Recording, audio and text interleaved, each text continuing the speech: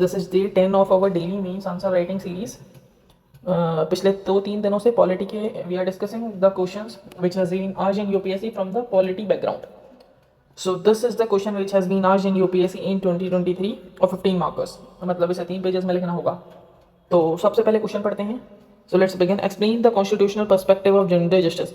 हमें constitutional perspective बताना है जेंडर जस्टिस का with the help of relevant constitutional provisions. Constitutional provisions की मदद से आर्टिकल्स को मेंशन करते हुए एंड केस लॉज को मेंशन करते हुए। तो आपको एक इंट्रो बता दूं तो सबसे पहले हम इंट्रोडक्शन में लिखेंगे कि जेंडर जस्टिस ओवरऑल होता क्या है। जेंडर जस्टिस ओवरऑल वही है कि इंश्योर करें इक्वालिटी, डिग्निटी और non discrimination practice for women gender. किस किस एस्पेक्ट्स में? पॉलिटिकल, सोशल और इकोनॉमिक स्पेस में। और आप एक और एड ऑन कर सकते हैं कि आप ये लिख दीजिए कि कॉन्स्टिट्यूशन इन वैल्यूज को किस किस आर्टिकल्स के तहत वो करता है, क्या गारंटी करता है। तो आर्टिकल 14, 15 एंड 21 के तहत आ जाएगा कि कॉन्स्टिट्यूशन इन्हें गारंटी करता है। फिर आप बॉडी में एक साइड बनाइएगा कॉन्स्टिट्यूशनल पर्सपेक्टिव, उसमें आप मेंशन करते हुए चलना कौन कौन से पर्सपेक्टिव है। फिर एक साइड बनाइएगा कॉन्स्टिट्यूशनल प्रोविजंस, कौन कौन से प्रोविजंस में मेंशन है, एंड एक साइड बनाइएगा केस लॉस। देन आप फिर चैलेंजेस बताना कि क्या क्या चैलेंजेस हैं, एंड देन उसका वे फॉरवर्ड लिखना।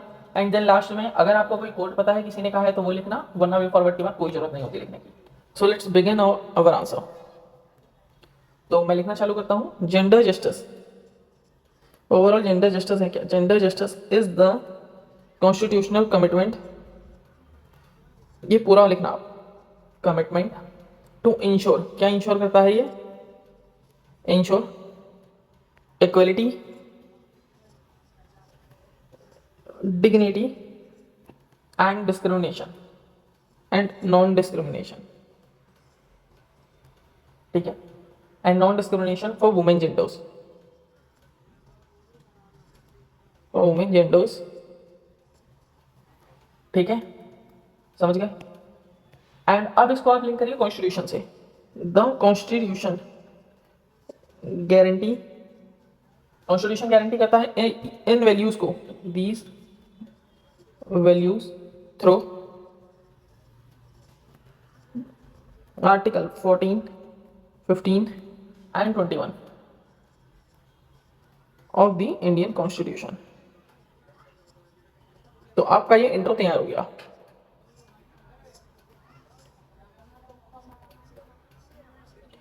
ठीक है,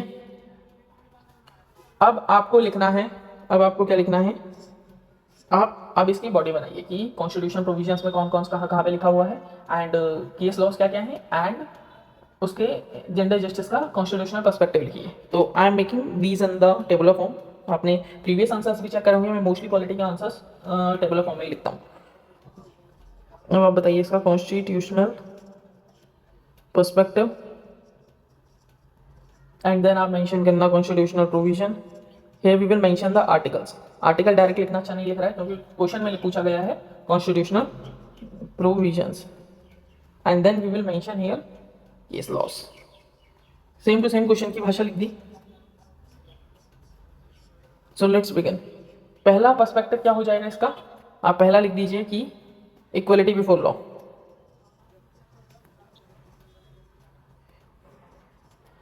ठीक है, इक्वलिटी बिफोर में आप कौन सा आर्टिकल मेंशन कर सकते हैं? Here you can mention article 14, and इसके रिगार्डिंग आपका केस आ जाएगा। एक केस था air India versus Nargis Mirza का। नरगिस ही लिख दीजिए, इतना काफी होगा, 1981 का। इसने क्या करा था? स्ट्रक डाउन कर दी थी arbitrary services condition for women के लिए। लिख लीजिए यहाँ पे, struck down arbitrary services, arbitrary service condition for women. तो पहला आपका पूरा हुआ, ठीक है। अब बढ़ते हैं सेकंड की साइड। कलर चेंज कर लेना क्योंकि यहाँ आपको मैं एक्सप्लेन कर रहा हूँ ना, वहाँ आपको कोई जरूरत नहीं है। सेकंड कॉन्स्टिट्यूशनल पर्सपेक्टिव क्या हो सकता है आपका? ऐसे तरीके से करना कि आपको आर्टिकल वाइज मेंशन करते हुए चलो। आर्टिकल 14 लिख लिया, अब इंट्रो में ही आर्टिकल 15 लिखा था तो वो तो इंश्योर करता ही होगा जेंडर जस्टिस को। आर्टिकल 15 में क्या होता है? नॉन डिस्क्रिमिनेशन डाल दो। हियर यू कैन मेंशन अनुज गर्ग का एक केस था 2008 का। अनुज गर्ग का एक केस था 2008 का, ये केस को लाइन कर लेना। अनुज गर्ग का केस था 2008 का। इसने क्या बोला था कि एम्प्लॉयमेंट में जो डिस्क्रिमिनेटरी रिस्ट्रिक्शंस था उसको खत्म कर दिया था। Invalidated invalidated discriminatory employment restriction, कि दोनों एक हैं, ये नहीं कि वो लड़का ज़्यादा काम कर रहा है, ETC ETC। Third point you can mention. अब आप सोचिए 16 में कुछ है क्या? नहीं, 16 में तो ऐसा कुछ भी नहीं है। 16 में आप इक्वल अपॉर्चुनिटीज इन एम्प्लॉयमेंट कर सकते हैं, लेकिन मैंने नॉन डिस्क्रिमिनेशन में ही डाल दिया उसका एग्जाम्पल, केस लॉ मैंने ही मेंशन कर दिया, दोबारा रिपीट करेंगे अच्छा नहीं लगेगा। बट यू कैन मेंशन अगर आपको कोई अलग तरीके से पता है केस लॉ तो। लिख लेते हैं इक्वल अपॉर्चुनिटी, यहाँ पे आप मेंशन करना आर्टिकल 16 को, ठीक है। आर्टिकल 16 यही तो कहता है कि सबको इक्वल अपॉर्चुनिटी मिलनी चाहिए, race caste sex institute of, ठीक है। तो आप इसमें मेंशन कर सकते हैं केस लॉ। मुझे इसका केस लॉ याद नहीं है तो मैं यहाँ पे मेंशन नहीं कर रहा हूँ, बट सर्च कर लेना गूगल वगैरह में, केस लॉ तो निकल के आएगा ही, ठीक है। आप फोर्थ पॉइंट मेंशन कर सकते हैं राइट टू डिग्निटी, जो कि है मेरी आर्टिकल 21 में, ठीक है। इसका केस तो मुझे अच्छे से याद है, विशाखा गाइडलाइंस केस था, ठीक है। विशाखा गाइडलाइन कब का था ये केस? तो बहुत इंपॉर्टेंट केस है, पॉपुलर केस भी है, 1997 का। इसने क्या करा था, मतलब जो सेफगार्ड कर दिया था वर्क प्लेस में, ठीक है। Recognised a safe work place, a safe work place as part of article 21, ठीक है। देन इसके अलावा क्या लिख सकते हैं आप? 5 पॉइंट्स तो कम से कम लिखना ही। आप इसमें लिख सकते हैं अब किस में आ जाएगा, DPSP में भी तो होता है एफर्मेटिव एक्शंस, तो आप वो मेंशन कर दीजिए। अब एफर्मेटिव एक्शंस कौन कौन सा आर्टिकल में है? एक तो आर्टिकल मेरा 15(3) में है, एंड 39(B) में, 39D में था शायद, है ना? हाँ 39D में था, मैटरनिटी लीव था ना। इसमें आप केस लिख सकते हैं, एक केस था आंध्र प्रदेश का था, बी विजय कुमार नाम से याद है मुझे, बी विजय कुमार। कब का केस था? 1995 का। इसमें क्या था? इसमें था कि ये रिजर्वेशन को अपहेल्ड कर दिया था, अपहेल्ड रिजर्वेशन। अब आप सोच रहे होंगे कि ये केस कैसे याद है? जब आपको और केस याद हो सकते हैं तो एक केस रिजर्वेशन ऑफ वुमेन के लिए भी तो स्पेसिफिकली आपको याद करना पड़ेगा, तो वो ये था, ठीक है। इतने सारे हो गए, 5 पॉइंट्स सफिशिएंट है आपके।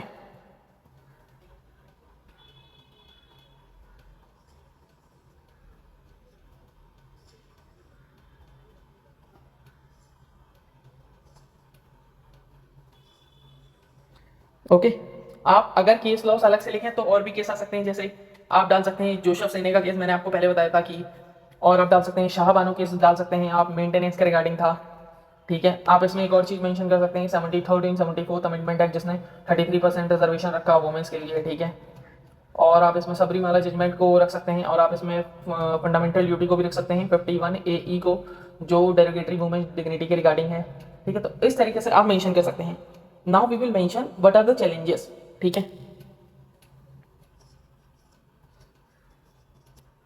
आप डालिए चैलेंजेस। तो सबसे पहला चैलेंज क्या हो जाएगा? सबसे पहला चैलेंज आ जाएगा कि पैट्रियार्की माइंडसेट होता है।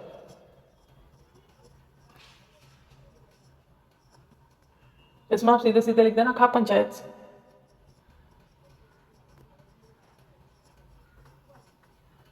सेकेंड पॉइंट आप क्या लिख देंगे इसमें? और क्या चैलेंजेस होता है कि इम्प्लीमेंटेशन गैप,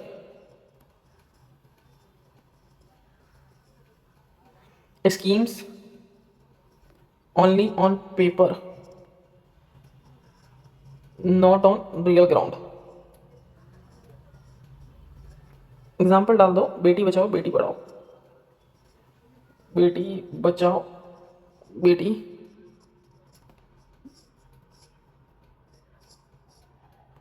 थर्ड चैलेंज आप लिख दीजिए इसमें। थर्ड चैलेंज क्या हो जाएगा? Violence against women, violence against women. क्या क्या वायलेशन होता है कि एसिड अटैक्स वगैरह हो गए, ऑनर किलिंग्स हो गई, ठीक है। Rising cases of domestic violence, acid attacks अब तो कम हो गए हैं, अटैक्स लिख लीजिए आप कोई भी। और आप लिख सकते हैं इसमें कि ऑनर किलिंग, ये तो सबसे बड़ा वो है, मेरे घर लड़का नहीं हुआ तो इवन विलेजेस में तो बहुत है आज की डेट में भी, ठीक है। चौथा चैलेंज आप क्या लिख सकते हैं इसमें? आप लिख सकते हैं इसमें डिस्क्रिमिनेशन, डिस्क्रिमिनेशन है ना, हाँ।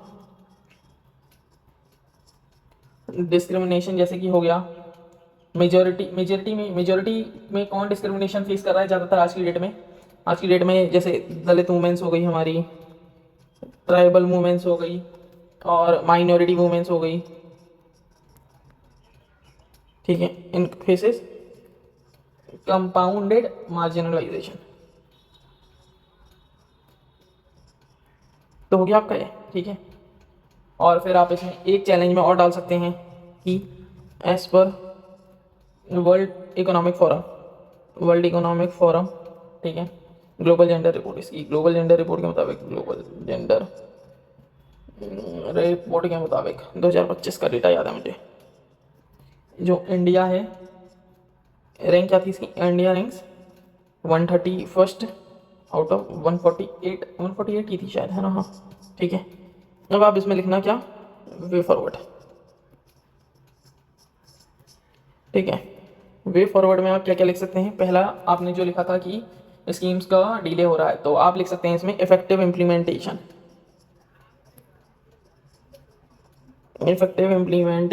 ठीक है। इसमें क्या डाल देंगे आप, strict monitoring of laws, strict monitoring of laws में आप कौन कौन से लिख देंगे, डाउरी जैसे एग्जांपल में लिख देना आप, डाउरी प्रोहिबिशन एक्ट, और ऑक्सो जो बहुत ही सुना होगा आपने, ईटीसी, ठीक है। Second point you can mention judicial रिस्पॉन्सिबनेस,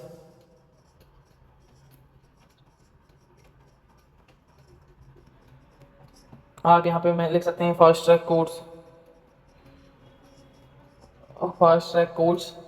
ठीक है, fast track courts should be set up. और आप तीसरा वे फॉरवर्ड यहाँ पे लिख सकते हैं डिजिटल एम्पावरमेंट, तमिलनाडु ने एक प्रोग्राम चालू करा था, डिजिटल एम्पावरमेंट में आप लिख सकते हैं कि तमिलनाडु का एक प्रोग्राम था ऑनलाइन हैरेसमेंट के रिगार्डिंग, ठीक है, तमिलनाडु, वो प्रोग्राम का नाम क्या था, अगल विलाकू, ठीक है। ये प्रोग्राम था to address cyber bullying and online harassment. And एक आप और डाल सकते हो कि मतलब एक हरियाणा का इनिशिएटिव था, स्पेशली हरियाणा का इनिशिएटिव था, मतलब क्या था वो, बीबीपुर मॉडल था, बीबीपुर मॉडल। इसमें क्या था कि स्ट्रीट्स का नाम रखते थे डॉटर के पैदा होने के लिए, कि इससे क्या होता था, रिकॉग्नाइजेशन को प्रमोट करा जाता था, naming streets after daughter to promote recognisation. तो आपने यहाँ पे सारी चीज़ें एड्रेस कर दी हैं, बॉडी एड्रेस हो गई आपकी, इंट्रो एड्रेस हो गया आपका, एंड चैलेंजेस आपने बता दिए, वे फॉरवर्ड आपने बता दी। एक कोट है B.R. अम्बेडकर जी का, उससे मैं कोट कर दूंगा, ठीक है। उन्होंने बोला था कि जो मेजर होती है प्रोग्रेस की कमेटी की, वो डिटरमाइन करी जाती है कि वुमेन कितना प्रोग्रेस अचीव कर चुकी है, ठीक है। B.R. अम्बेडकर जी ने कहा था ये, आज B.R. Ambedkar said, I measure the progress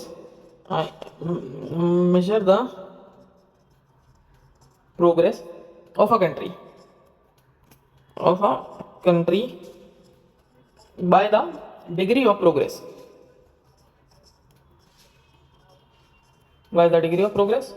which the woman has achieved.